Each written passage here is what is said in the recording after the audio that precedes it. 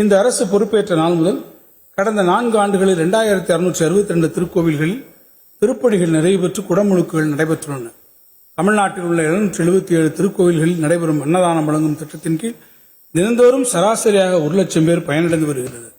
திருக்கோவில் சொத்துக்களையும் உடைமைகளையும் பாதுகாப்பதற்கு இந்த அரசு எடுத்த பெரும் முயற்சிகளின் பயனாக 7327 ஏக்கர் நிலங்களும் 36.38 லட்சம் சதுரடி மனைகளும் 5.98 லட்சம் சதுரடி கட்டடங்களும் திருக்கோவில் வசமாக்கப்பட்டுள்ளன. இவற்றின் மொத்த மதிப்பு 7185 கோடி ரூபாய் ஆகும். மேலும் 84 திருக்கோவில்களில் உள்ள திருக்குளங்களை சீரமைக்க 72 கோடி ரூபாய் மதிப்பீட்டில் பணிகள் மேற்கொள்ளப்பட்டன. இந்து சமய அறநிலையத்துறையின் பதிப்பகத்துறை மூலமாக 216க்கும் மேற்பட்ட அரிய நூல்கள் மறுபதிப்பு செய்து வெளியிடப்பட்டுள்ளன. 2025-26 நிதியாண்டில் 1000 ஆண்டுகள் பழமை வாய்ந்த திருக்கோவில்களில் திருப்பணிகள் செய்திட 125 கோடி ரூபாய் நிதி ஒதுக்கீடு செய்யப்பட்டுள்ளது.